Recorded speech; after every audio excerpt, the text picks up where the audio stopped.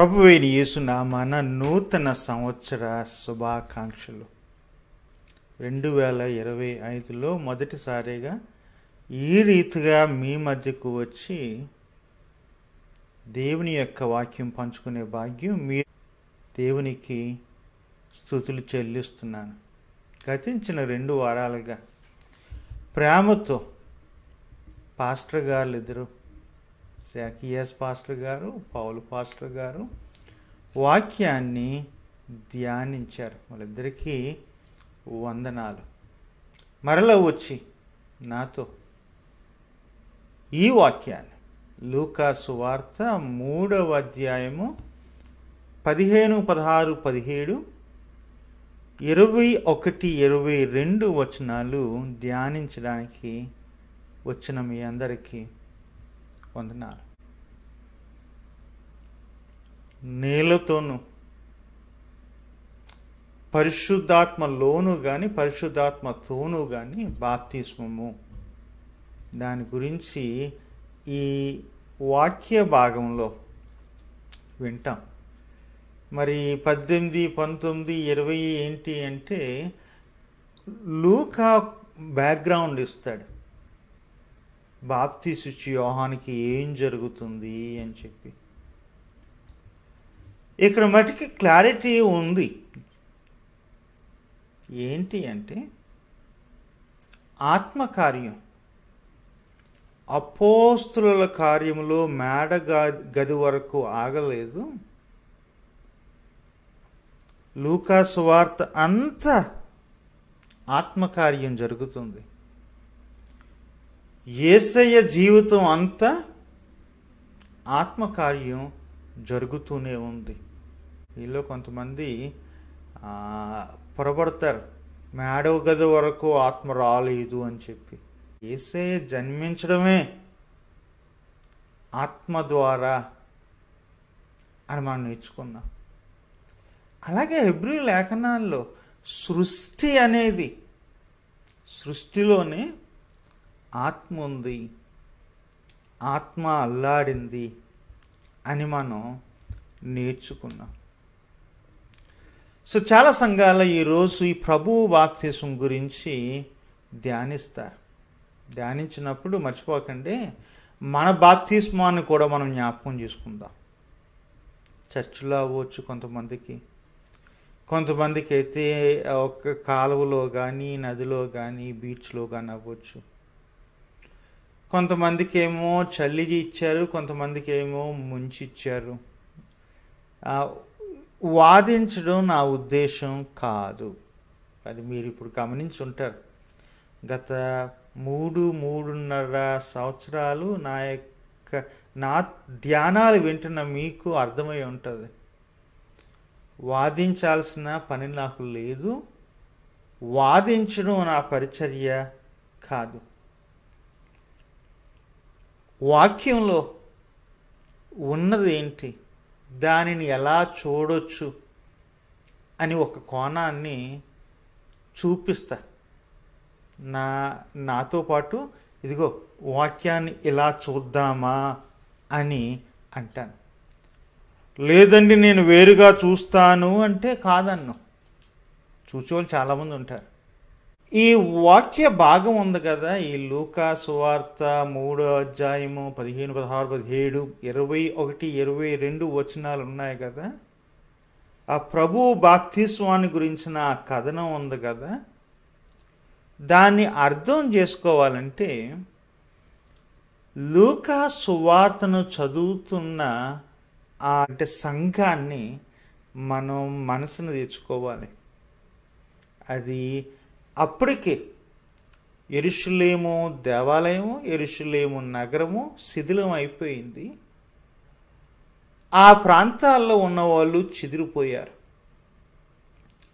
చాలామంది యూదేతరులు ఉండే నగరాల్లో ఉంటున్నారు.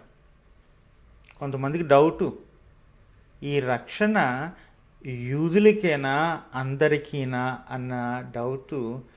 దానికి సమాధానం లూకా చెప్తాడు, ఆయన అందరికీ ప్రభువు. లూకా సువార్త అపోస్తుల కార్యము ఆ థీమ్ మాటి మాటికి వస్తుంది.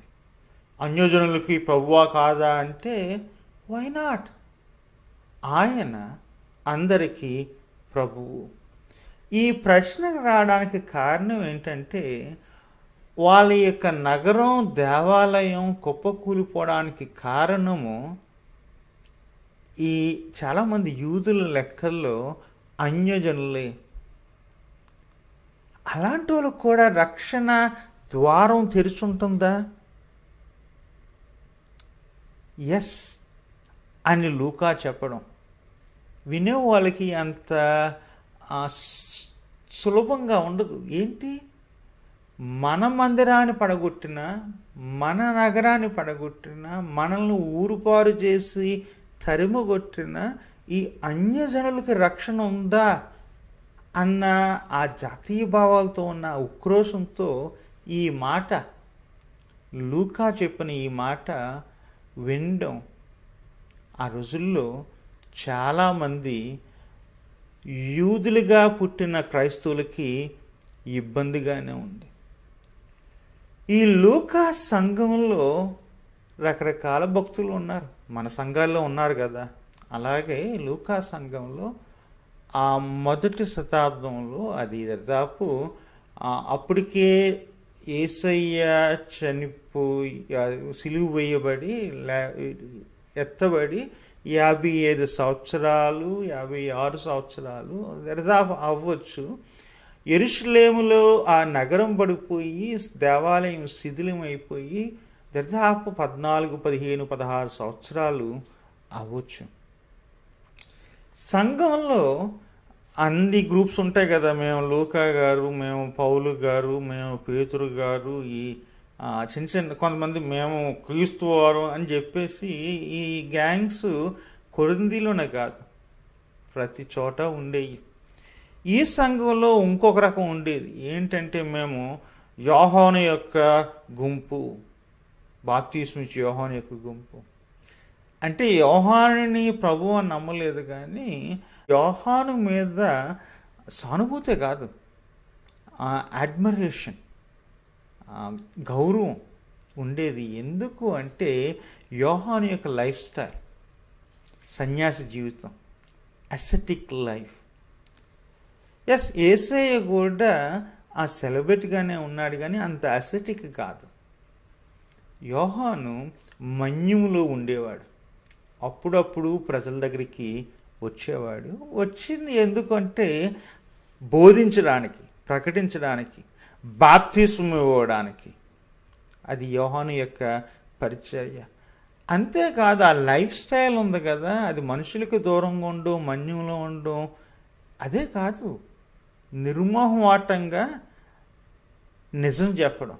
అంటే ప్రజలకు దూరంగా ఉన్నాడు అని కాదు, ఊర్లో ఏం జరుగుతుందో, దేశంలో ఏం జరుగుతుందో, ఈ హేరోదు ఏం చేస్తున్నాడు, ఇంట్లోనూ, ఒంట్లోనూ, వీధిలోనూ, ఊరులోనూ, దేశంలోనూ, మన ముఖ్యంగా ఈ హేరోదు యొక్క కుట్రలు ఉన్నాయి కదా, వాటిని యోహాను, బాప్తిస్మిచ్చే యోహాను ప్రశ్నించేవాడు. అనుకోవచ్చు తన పందాన్ని చూసుకోవచ్చు కదా, రాజుగాల సంగతి ఎందుకు, రాజకీయాలు ఎందుకు అని చెప్పి. తను వచ్చింది ఎందుకు, మారు మనసును ప్రకటించడానికి. మారు మనసు అనేది అన్ని విలువలను అడ్రస్ చేస్తుంది, సంబోధిస్తుంది. రాజ్యాలు, రాజకీయాలను కూడా మారమని చెబుతుంది. వచ్చేవాడు, అడిగేవాడు ప్రశ్న, ఏం చేయాలి అంటే ఆ నీతి గురించిన ఫలాలు ఒక వీడియో చేశాను, అది చూడండి. తన యొక్క ఫ్యాషన్ కూడా, డ్రెస్సింగ్ స్టైల్ కూడా వేరుగా ఉండేది. ఏదో తోలు కట్టుకుని చుట్టుకునేవాడంట, తట్టి కట్టుకునేవాడంట. డైట్ కూడా వేరుగా ఉండేది, మిడతలు, తేనె, అంటే వండిని తినడం కాదు. ఇంత నిర్మోహమాటంగా, ఇంత సాదాసీదంగా, సింపుల్గా బ్రతికే వ్యక్తి లోకానికి దూరంగా ఉన్నాడని చెప్పేసి ఈ లూకా యొక్క సంఘంలో చదువుతున్న ఈ యొక్క రీడర్స్ ఉన్నారు కదా, వాళ్ళకి కాస్తో కోస్తో అడ్మిరేషన్తో కాదు, కొంతమంది ఏమనేవారంటే రీజనింగు, యేసయ్యకి యోహాను బాప్తీసం ఇచ్చాడు కాబట్టి యేసయ్య కన్నా ఆత్మీయంగా, వయసులోనే కాదు ఆత్మీయంగా కాస్తో కోస్తో ఎక్కువ అవ్వచ్చు కదా, మరి బాప్తీసం ఇచ్చాడు యేసయ్యకి అని ప్రశ్న కూడా వేదాంతపరంగా వచ్చేది. అలాంటి వారికి లూకా ఈ కథను చెబుతున్నాడు. యోహాను గురించి, యేసయ్య గురించి, యోహాను యేసయ్యకి బాప్తీసం ఇవ్వడం గురించి చెబుతూ ఆ కథలో నుండి యోహాను పరిచయం చేయడం కాదు, యేసయ్యను అంచెలంచెలుగా పరిచయం చేయడం జరిగింది. 12వ సంవత్సరంలో మందిరంలో యేసయ్య ఉండిపోయాడు. ఒక పరిచయం ఏంటి? తన పని మీద, తన తండ్రి పని మీద యేసయ్య ఉంటాడు. అలాగ ప్రతి కథ నుండి అంచులంచులుగా యేసయ్య గురించి పూర్తి స్పష్టతను లూకా ఇస్తాడు. మీరు గమనిస్తే మొదటి అధ్యాయం నుండి ఈ యొక్క స్కీమ్, లార్జర్ నారేటివ్, యేసయ్యని లూకా పరిచయం చేయడే భాగం. కానీ మొదట్లోనూ, మొదటి అధ్యాయము, 2వ అధ్యాయం, 3వ అధ్యాయంలోనూ యేసయ్యని పరిచయం చేయడానికి యోహానుని తీసుకొస్తాడు. యోహాను పుట్టడం, యోహాను యొక్క పరిచర్య, యేసయ్య పుట్టడం, యేసయ్య యొక్క పరిచర్య. లూకా సంఘంలోనే కాదు, ఆ రోజున అరణ్యం నుండి వచ్చినప్పుడు యోర్దాను నది తీరాన యోహాను యేసయ్యకి బాప్తీసం ఇచ్చినప్పుడు అక్కడ జనసమూహములు ఉన్నారంట, వారు కనిపెడుతున్నారంట. ఎవరి కొరకు కనిపెడుతున్నారు? అభిషక్తుడు మెస్సియా కొరకు కనిపెడుతున్నారు. వాళ్ళకి డౌట్ వచ్చింది, ఇదిగో ఈ యోహానే కాబోలు మెస్సియా అని వాళ్ళు కనబడుతుంటే క్లైమాక్స్ వేరుగా ఉంటుంది, కథలో ట్విస్ట్ ఉంటుంది. ఆ యోహాను ఎవరైతే మెస్సియా అనుకున్నారో ఆ యోహాను నోటు ద్వారా వాళ్ళకి తెలుస్తుంది, మీరు అనుకున్నట్టు కాదు, మీరు కనిపెట్టినట్టు బాగానే ఉంది, కానీ మీరు కోరినట్టు యోహాను కాదు, యేసయ్యే నా వెనుక వచ్చువాడు. యోహాను అంటాడు, యోహాను వెనుక వచ్చువాడు, వస్తున్నవాడు, రాబోయేవాడు. వచ్చినవాడితో సెటిల్ అయిపోయారు, ఇక యోహానే అనుకున్నారు. నో, నా వెనకాల ఆయన వస్తున్నాడు. సో లూకా ఏం చేస్తున్నాడంటే, యోహాను వేరు, యేసయ్య వేరు. యోహాను యొక్క పరిచర్య ఏంటంటే వర్తమానికుడు, సందేశాన్ని తీసుకొచ్చాడు, మార్గాన్ని సరళం చేస్తున్నాడు. ఎవరి కొరకంటే దేవుని యొక్క కుమారు కొరకు. ఒకలైతే పరిచర్య చేసేవాడు, వర్తమానాన్ని తీసుకొచ్చేవాడు. యేసయ్య మటుకి వర్తమానమే, కనబడే వర్తమానము, వినబడే వర్తమానము, అద్భుతాలు, జీవితం, ఉపమానాలు, ప్రసంగాలు, శరీరంలో ఉన్న దేవుని యొక్క వర్తమానము యేసయ్య. తేడా ఉందయ్యా. ఇంకా తేడా ఏంటి? పుట్టుకలు వేరు. ఎలిజబెత్ ఆత్మతో నింపబడింది, కానీ యేసయ్య పుట్టడానికి మరియమ్మకు ఆత్మే కారణం. ఇలాంటి తేడాలను మనము ఆ మొదటి 3 అధ్యాయాల్లో చూస్తాము. బేసికల్గా చెప్పేది ఏంటంటే, కన్ఫ్యూజ్ కాకండి, యోహాను మెస్సయ్య కాదు, యేసయ్యే మెస్సయ్య.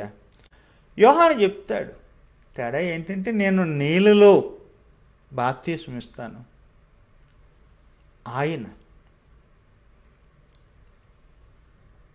అగ్నిలో పరిశుద్ధాత్మతోనూ పరిశుద్ధాత్మలోను, కింద మూల భాషలో కొంచెం చిన్న అది 2 ట్రాన్స్లేషన్స్ ఉన్నాయి. ఆయన పరిశుద్ధాత్మతో బాప్తీసం ఇస్తాడు. నీళ్ళ బాప్తీసము, పరిశుద్ధాత్మ బాప్తీసము, అగ్ని బాప్తీసము వేరా. ఎప్పుడు దాదాపు 120 సంవత్సరాల క్రితం వరకు దానిని వేరుగా చూడలేదు. మన సంఘ చరిత్రలో నమ్మకం ఏంటంటే నీళ్ళ బాప్తిస్మం జరిగినప్పుడే పరిశుద్ధాత్మ కార్యము జరుగుతుంది. ఇక్కడ ఈ కథలో మళ్ళీ గమనించండి, నేను వేరే వాక్య భాగాల నుండి తీసుకొచ్చి వాదించడం లేదు. ఈ కథలో ఈ వాక్య భాగము నుండి నేను ధ్యానిస్తున్నాను. ఈ కథలో ఆయన యోర్దాను నదిలో ఉన్నప్పుడే ఆత్మకార్యం జరుగుతుంది. దాని గురించి యోహాను గురించి అంటాడు, నేను వెళ్తాను, ఆత్మను కోరతాను, ఆత్మను పంపించమని అడుగుతాను, ఆదరణకర్త వస్తాడు. అది వేరే రౌట్. నేను రావడం, నేను వెళ్ళడం, తర్వాత ఆత్మ రావడం. ఇక్కడ సువార్తల్లో ఏది మత్తయి, మార్కు, లూకాల్లో యేసయ్య ఉన్నంతకాలం, యేసయ్య పుట్టుక నుండి ఈ ఆత్మకార్యం జరుగుతుంది. ఇక్కడ బాప్తిస్మం అప్పుడు దేవుని యొక్క ఆత్మకార్యం, దేవుని యొక్క కార్యం ఇక్కడ జరుగుతుంది. వీటిని రెండుగా చూడలేదు. ఆత్మ బాప్తిస్మము, నీటి బాప్తిస్మము. దాని గురించి ఇంకా స్పష్టంగా అపోస్తలుల కార్యంలో రాయబడి ఉంది. ఇక్కడేమో నీళ్ళు కనబడేది ఏంటి? ఆత్మ పావురము వలె అగుపడింది, దిగు వచ్చింది. అక్కడ ఆత్మ అగ్ని జ్వాలలు విభజించబడిన నాలుకలు ఎలాగుంటాయో అలాగ కనబడింది. అంటే ఆత్మ ఏ రూపంలో ఉన్న రావచ్చు. ఇక్కడ నాకు నచ్చింది ఏంటంటే నీళ్లకు, ఆత్మకు, ఆ పక్షికి కనెక్షన్ ఉంది. ఆది కాండంలో ప్రతీది నిరాకారంగాను శూన్యముగాను ఉన్నప్పుడు ఆత్మ అల్లాడింది. అల్లాడేది ఎవరు? పక్షిగా అల్లాడింది. నోవాహు కాలంలో ఆ యొక్క వరద వచ్చి పోయిన తర్వాత ఒక పక్షిని పంపించడం జరిగింది, చూసి చెక్అవుట్ చేసుకురామని చెప్పి. ఇక్కడ ఆ కనెక్షన్ కనబడింది. ఇంకో తేడా ఏంటంటే నా వెనుక వచ్చేవాడు నాకన్నా శక్తివంతుడు. యోహాను తన డబ్బా తనకు కొట్టుకోలేదు, తెలుసు తనకి ఏమంటాడంటే శక్తివంతుడు. ఆ రోజుల్లో కోపం మీద అన్యజనులు బానిసలు ఉంటే వాళ్ళని చెప్పులు తీసుకురారా అని చెప్పేసి చెప్పుకునేవారు. అంటే నేను అలాంటి బానిసను కూడా అవ్వడానికి అర్హత లేదు, ఆయన అంత శక్తిమంతుడు అని చెబుతాడు. తర్వాత వచనాల్లో ఇంకా ఉంది, ఆయన నాకన్నా శక్తిమంతుడు. ఎస్, అగ్నిలోను ఆత్మలోను మిమ్మల్ని అభిషేకిస్తాడు. తర్వాత ఆయనే అభిషేకించబడ్డాడు. తీర్పరి, నేను కాదు తీర్పరిని. ఆయన చేతిలో చాట ఉంది. కళ్ళం శుభ్రం చేస్తాడు, చేసి గోధుమల్ని చేరదీస్తాడు. ఈ యొక్క చెత్త ఉంది కదా, పొట్టు ఉంది కదా, దాన్ని కాల్చేస్తాడు. ఇటు గోధుమలు భద్రపరచడం, పొట్టును కాల్చేయడం, రెండు రక్షణలో భాగం. భద్రపరచడం ఏమో కొంచెం పాజిటివ్ ఉంటుంది, కాల్చేయడం ఏమో కొంచెం నెగిటివ్గా ఉంటుంది. కానీ రక్షణలో రెండు ఉన్నాయ్యా. యోర్దాను నదిలోకి ఆయన దిగినప్పుడు మనకు అవుతుంది, ఏంటయ్యా ఇది? పాప క్షమాపణ నిమిత్తము మారు మనసు విషయమై బాప్తిసం కదా. యేసయ్యకి పాపాలు ఎక్కడ ఉన్నాయి క్షమాపణకి పొందడానికి? మనిషిగా వచ్చిన ఆ దైవం మనుషులతో ఒకడవ్వాలంటే ఆయన ఇది నీతి కొరకు, నీతి యావత్తు జరిగినట్లు దిగడం తప్పలేదు.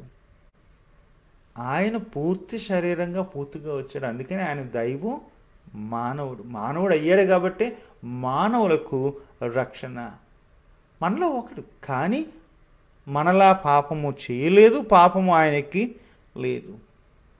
దిగాడంట. దిగినప్పుడు ఆత్మ దిగి వచ్చింది. అంతేకాదు, ఆకాశం తెరవబడింది. పైనుండి స్వరము వినబడింది. ఏంటి?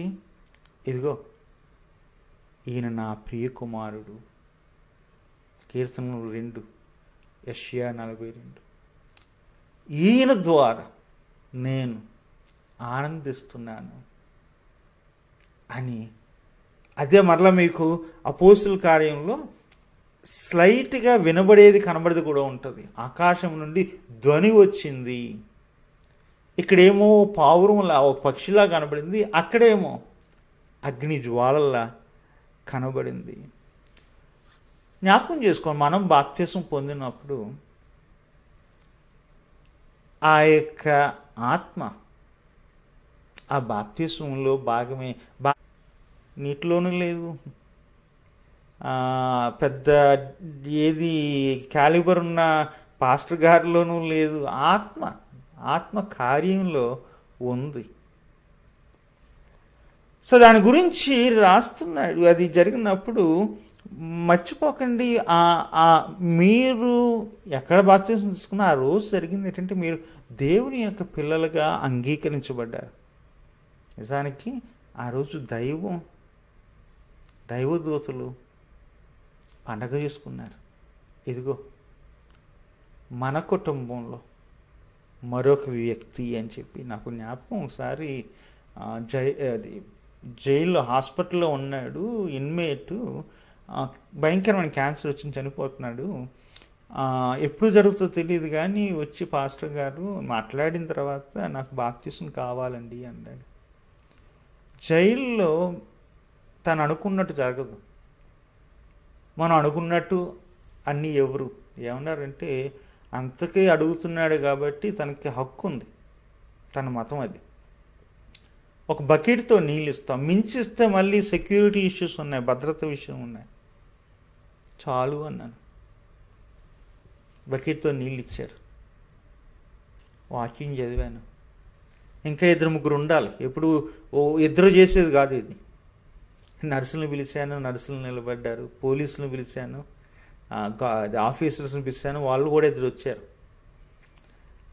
వాళ్ళ ఎదురుగా ప్రార్థన చేసి నీళ్ళు వేసి బాప్తిసం ఇచ్చాను, తండ్రి కుమార పరిశుద్ధాత్మ నామంలో. అడిగాను మాట, ఏమైంది అన్నాను. ఏమైంది అనగానే ఓ మాట అన్నాడు, నా దేవుని సమాధానం దిగొచ్చింది, ఆత్మ నన్ను చుట్టుముట్టింది, ఈ గదిలో సంచరించింది. నా తండ్రి నన్ను తన కొడుకుగా స్వీకరించాడు అని అన్నాడు. మర్చిపోకండి, ఆయన బాప్తిస్మంలో ఆయన తండ్రి ఆయనను ఎలాగా, ఆయనను బట్టి ముద్దుగా మాట్లాడాడు, నా ప్రియ కుమారుడు ఈ యందు నేను ఆనందిస్తున్నానని చెప్పి, మన బాప్తిసాల్లో ఆయన తండ్రి మనల్ని పిల్లలుగా చేర్చుకున్నాడు, మన యందు ఆనందిస్తున్నాడు. ఎదుటి నీ సంవత్సరంలో మన బాప్తిస్మాన్ని జ్ఞాపకం చేసుకొని దేవుని పిల్లలుగా కృతజ్ఞత కలిగి కృపలో బ్రతుకుదాము. ఉంటాను మరి, సెలవు.